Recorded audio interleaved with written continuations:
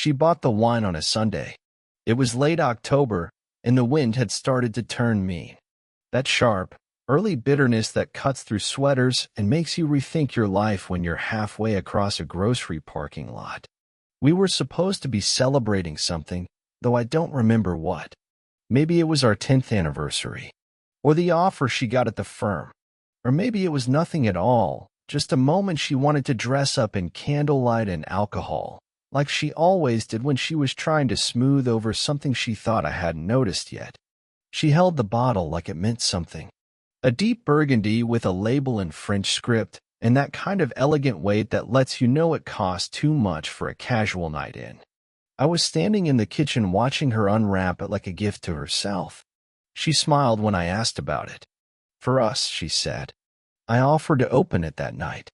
I was already reaching for the corkscrew when she laid her hand lightly on mine. That same touch she used when she wanted to change the subject without making it a fight. Not tonight, she said, almost a whisper. I'm tired. And that was it. No drama. No tension. Just a pause and a small sigh as she disappeared into the hallway. The bottle stayed on the counter for a day, then it moved. First to the dining room, next to the brass candlesticks we never used. Then to the sideboard. Then it was gone. It vanished quietly, like the other small things had been disappearing. Little notes she used to leave. Her keys always ending up somewhere new. The sound of her toothbrush running at night. I noticed, of course. I always did. I just didn't say anything. Not until 2 days later, when I stood in the dining room and stared at the empty space where the wine had been. Did you open it without me? I asked, keeping my voice light. She didn't look up from her phone. They must have thrown it out. Who? The cleaners, she said, still scrolling. I told them to tidy up the sideboard. But it wasn't open, I said. Right? She looked up then. Not surprised. Not guilty. Just neutral. That smooth, professional face she used in client meetings. Flat effect. No vulnerability. I guess not. No cork in the trash.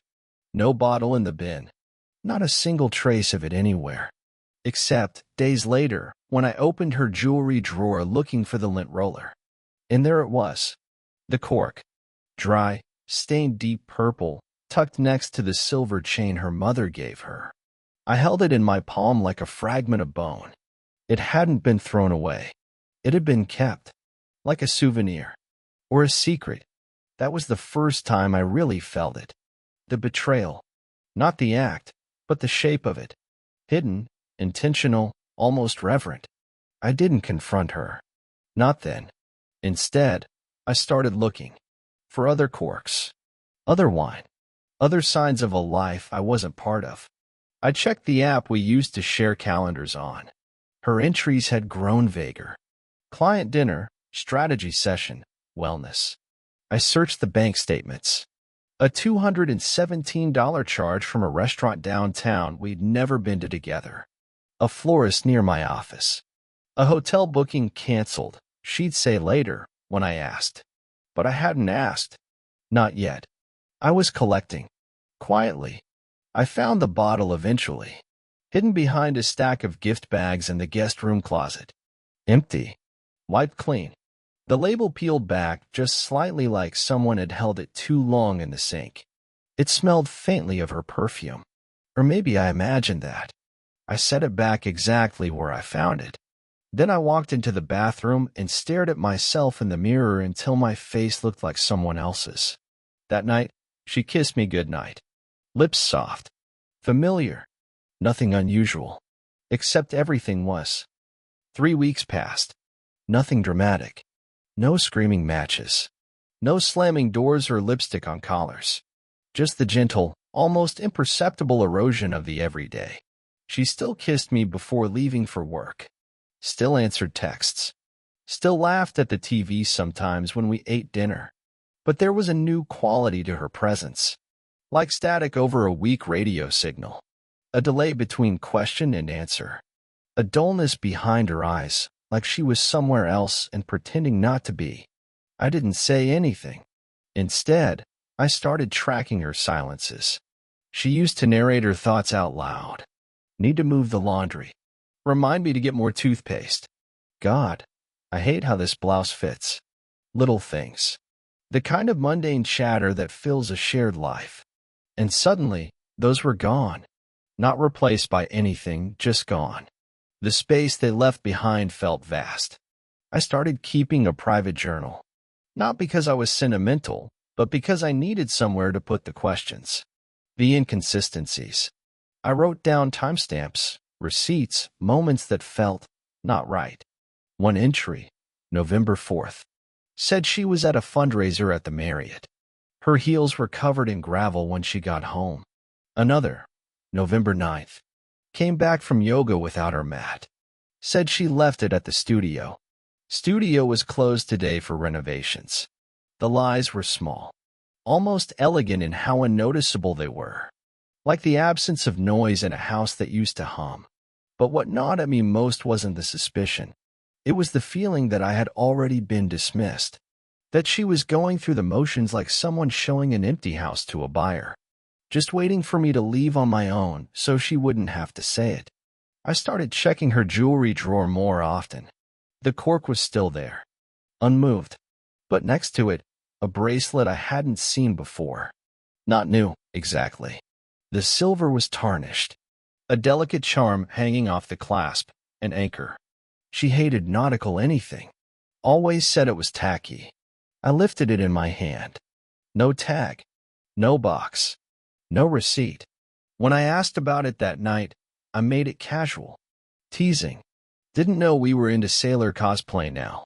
She barely looked up from her laptop. Oh, she said.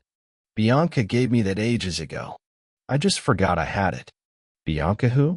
She blinked. Work Bianca. She had 3 Biancas in her life. None of them were the gift-giving type. Especially not with jewelry. I didn't press. Just added another line to the journal. Bracelet, anchor charm. Not her style. No photo evidence of prior ownership. I started building a profile. Not of her, but of the woman she became when I wasn't around. Whoever she was when I wasn't in the room. And then came the wine list. It started with a receipt I found tucked into her coat pocket. One of those elegant little thermal slips they give you at high-end wine bars. The kind with tasting notes printed along the bottom. $48 for a glass. Not a bottle, a single pour. Chateau Margaux 2006.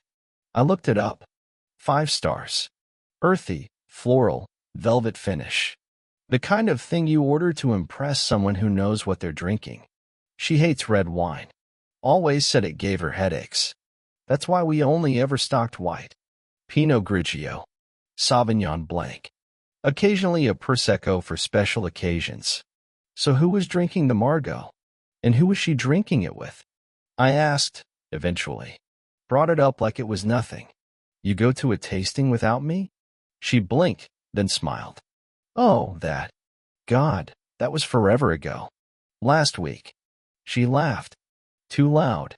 Right. Yeah. It was a client thing. Super boring. You wouldn't have liked it. I watched her for a second. The way her fingers tapped the side of her mug. Light. Rhythmic. Almost rehearsed. I thought red wine gave you migraines.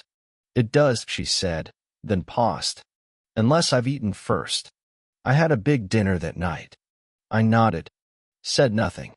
But I knew. She hadn't eaten before. That night, I'd cooked pasta, garlic bread, salad. She'd told me she wasn't hungry. Said she had a headache. Went to bed early. The only reason I found it was because I spilled coffee on her laptop. Not on purpose. It wasn't one of those dramatic moments, no shaking hands, no confrontation, no grand discovery made under pressure. I just set my mug down too close to the edge of the counter, and it tipped. 1 second it was balanced. The next, it wasn't. She wasn't home. I panicked at first. Blotted it with paper towels. Flipped it upside down. It wasn't soaked, just splashed across the trackpad and keyboard. But the screen flickered once, then again. And then the whole thing rebooted. That's when I saw it.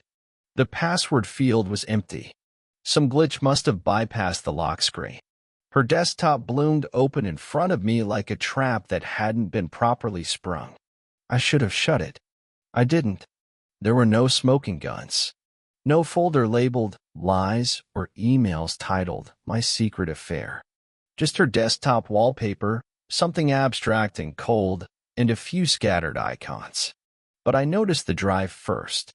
An external device plugged in, labeled Archive D. I clicked. Inside were folders, organized by date. Each one with names like Q1_client review, expenses, and photos. Photos. I hesitated. Not because I felt guilty. That part of me was long gone. But because I knew I was about to see something I couldn't unsee. The first few were what you'd expect. Work events, team dinners, the usual beige snapshots of corporate life. Then a string of candid shots from someone's birthday. She was there, smiling, champagne in hand. And beside her, a man. Tall, dark-haired. Hand hovering just close enough to her lower back to speak volumes without touching. He appeared in more than one. Sometimes in the background. Sometimes not. And always with her. Same man. Same easy posture. Same quiet proximity. Always just enough to be plausible, never enough to be called out. If I hadn't been looking for it, I might have missed it. But I was looking. I clicked on a video by accident. No sound. Just a slow pan around a rooftop bar, likely taken by someone else. She stood near the railing, the city lights behind her like blurred diamonds. He leaned in to say something. She laughed, touched his wrist, and for a split second, she looked directly at the camera.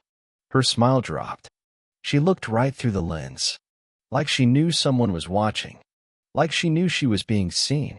I stopped the video, backed out, but the screen stayed with me. It wasn't the man that haunted me. It was her expression when she thought no one was looking. I disconnected the drive and wiped down the keyboard, powered it off. By the time she got home, the machine was sitting exactly where she'd left it. No hint of intrusion. No sign that the door had been opened. That night, I couldn't sleep. She lay beside me, arm draped across her chest, her breathing steady and deep. I watched the ceiling for what felt like hours. And I made a decision. I needed more than screenshots. I needed confirmation. So I started doing what I said I'd never do. I went into her phone. Not when she left it unattended, but when she was asleep. She always slept heavy. I knew her passcode. I'd known it for years. 6 digits. Our anniversary. The irony didn't even sting anymore. The first thing I noticed was that her messages had been cleared. No history. No threads. No evidence. Except one. A single contact listed only as B. Buried near the bottom. No photo. No saved number. But the messages were recent. B. Tonight still good? Her. Can't. Too risky. B. You said you'd tell him. Her. I will. Just not yet. B. He's not stupid, you know. Her. I know. Her. I'm working on it. I stared at the screen, my breath held tight in my chest like a clenched fist. Scrolled further back. B. You think he knows? Her. Not yet. B. You should throw out the cork. Her. I can't. He saw it already. If it disappears now, he'll know. B. Then move it. Hide it better. Her. He's not looking for it anymore. B. You sure? Her. He stopped asking. She was right. I had. That was the worst part. The silence had worked. I'd retreated into observation, into theory, while she was hiding in plain sight. That night, I returned the phone and lay next to her like nothing had changed. But everything had, because now I knew his name, not from the messages, but from the one clue I hadn't expected to find. A calendar invite, buried in a sea of fake meetings and dentist appointments. Recurring. Weekly. Dinner with Ben. 7 p.m. Table by the window. The window. The one she always said she hated. Too cold, she said. Too much glare. But she sat there every week. With him. I went to the restaurant on a Wednesday. Didn't make a reservation. Didn't dress like I was trying to be seen. Just showed up at 6:45, told the hostess I was waiting for someone, and asked for the bar. From there, I could see the window tables. The first few minutes were uneventful. A couple of tourists. A woman dining alone with a hardcover mystery in her lap. No sign of her. No sign of him. I ordered water. Watched the door. At exactly 7:03, she walked in. Hair pinned up, not the way she wears it for work. A dark navy coat. The one she told me didn't fit right anymore. And then Ben followed. No touching. No words at first. Just a look. That subtle flicker of warmth that two people exchange when they think no one is watching. He held the door. She passed him without breaking stride. And together, they sat. Window seat. It was surreal, watching her laugh. That laugh I hadn't heard in months. The way she leaned forward slightly when she was interested, tapped her fingers on the table when she disagreed. All the habits I knew, performed for someone else. Someone who didn't know how she slept when she was sick, or the way her voice changed when she cried. Someone who thought he was discovering her. And maybe he was. The version of her he saw wasn't the same one I got anymore. They ordered a bottle of wine. Not the Margot this time. Something lighter. She gestured toward the label as if explaining it. He nodded. Smiled. They toasted. The cork didn't go into her drawer this time. It stayed on the table, resting near her fork like punctuation. I didn't confront them. I didn't leave. I watched them finish the bottle. Watched them split dessert. Watched her kiss his cheek before they stood. She left first. He stayed back, paid the bill. I slipped out the side entrance and walked 2 blocks to the garage where I parked. My hands were steady. My heartbeat wasn't. That night, she came home late. Said traffic had been awful. Blamed a crash on the bridge. She was tired. Wanted a shower. I watched her undress in the dim bathroom light. Her clothes fell into a neat pile. Nothing about her looked different. No lipstick smudge. No foreign cologne. Just her. But she wasn't. I said nothing. The next day, I left work early. Not for any dramatic reason. Just to see where she went when she said she was in meetings. I sat in my car 2 blocks from her office. Waited. At 4:17, she came out. Alone. Got into her car. I followed. She didn't go to another office. Didn't go home. She drove to a park. One of those curated city green spaces with paths and sculptures and benches that look like they were designed to be uncomfortable on purpose. She sat there for 23 minutes. Didn't pull out her phone. Didn't read. Just sat. Then she left. I didn't follow her home. Instead, I drove to my brother's place. Told him I was on the verge of something, and I didn't know what to do with it. He said, "You already know what it is. You're just looking for a cleaner version of it." He was right. I didn't want revenge. Not yet. I wanted clarity. So I did something I swore I wouldn't. I called Ben. Blocked number. Private line. Short and sharp. He answered on the second ring. "Hello." Silence. Then I spoke. "You don't know me. But I know her." He said nothing. I continued. "She's married. You know that, right?" A pause. Then a breath. "I didn't call to threaten you," I said. "I just wanted you to know that she keeps the corks." That got him. "What?" "She keeps them. In her drawer. Like trophies." Then I hung up. I don't know what I expected. Maybe that he'd confront her.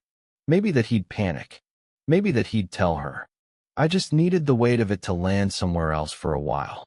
The next week, the cork was gone from the drawer. So was the bracelet. But something else took its place. A folded napkin. Cloth.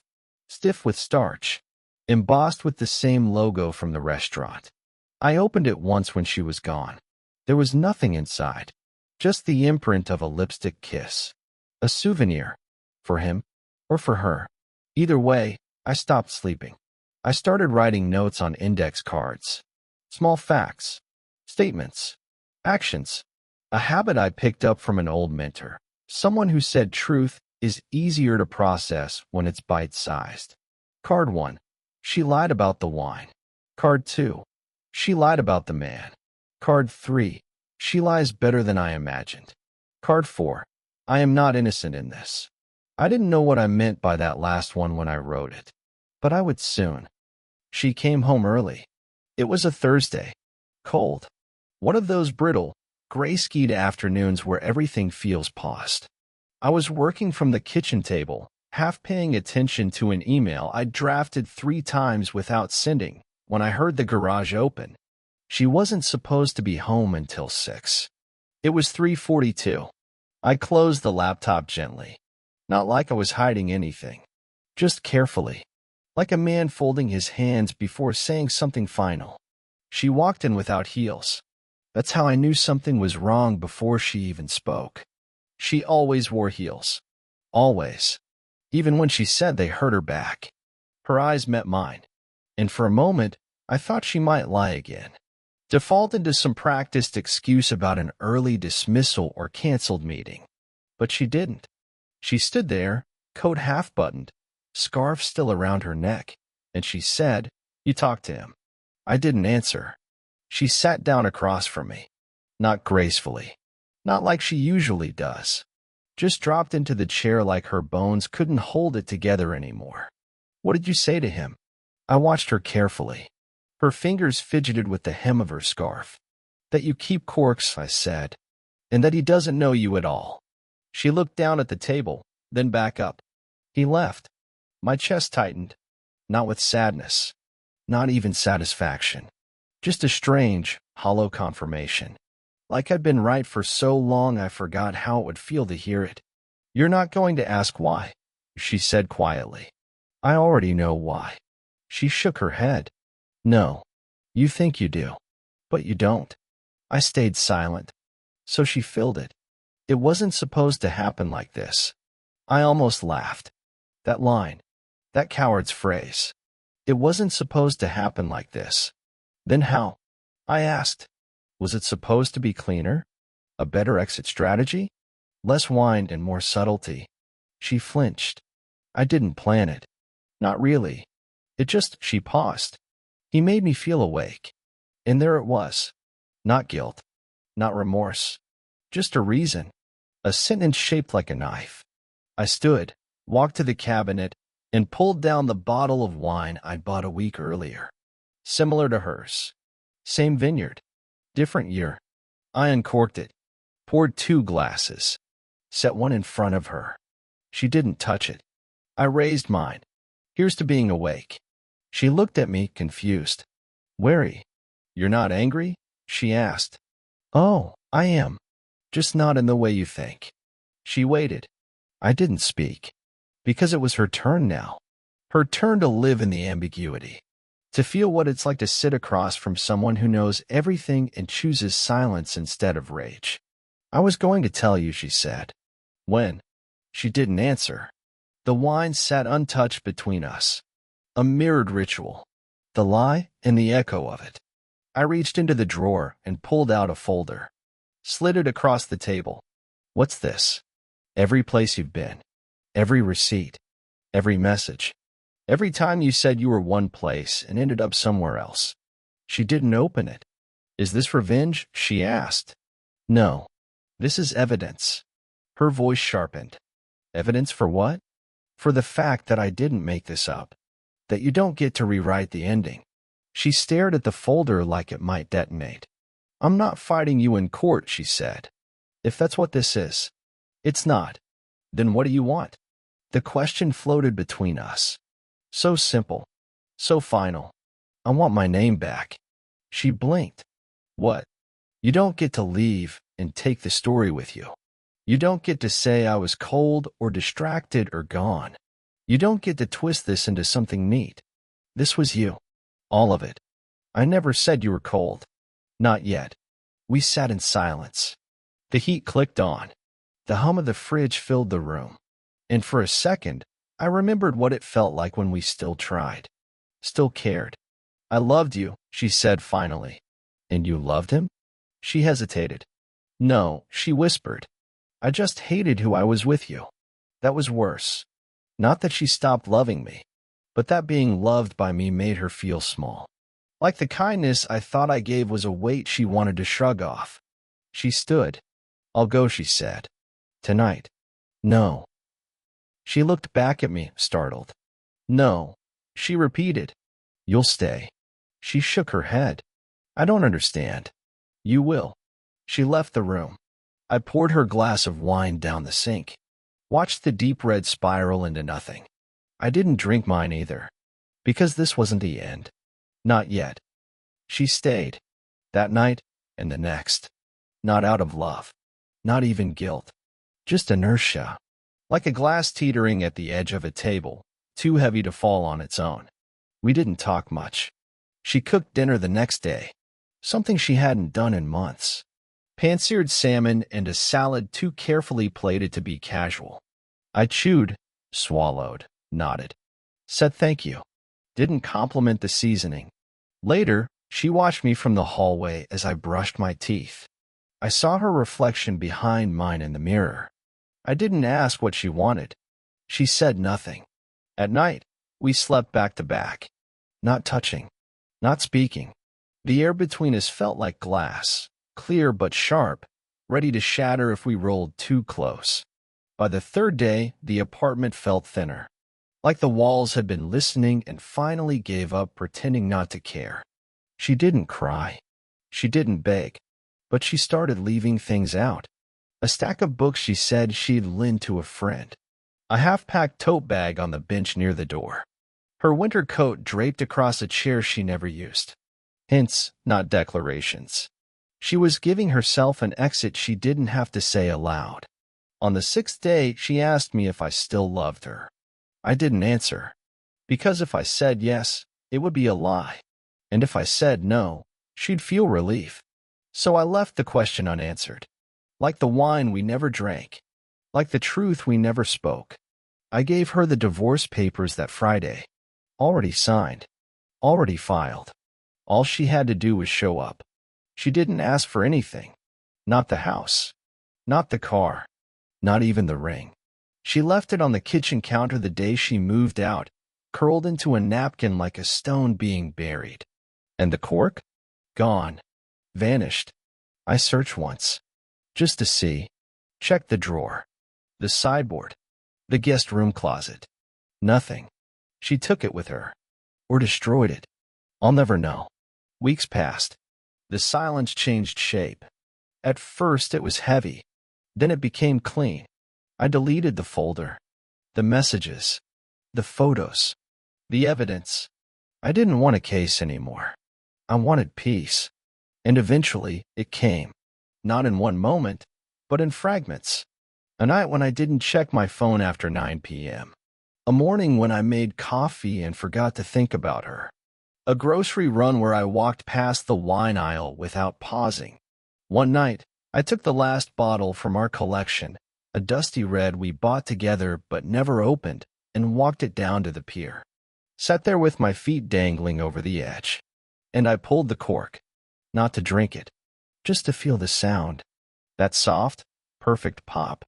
That breath of something leaving. Then I let it fall. Not the bottle. Just the cork. Dropped it into the black water. Watched it drift. She was wrong about one thing. I didn't stop looking for it. I just stopped needing to find it. Thanks for watching. If this story pulled you in, make sure to subscribe and hit the bell so you never miss the next confession. Until next time, take care and watch who you trust.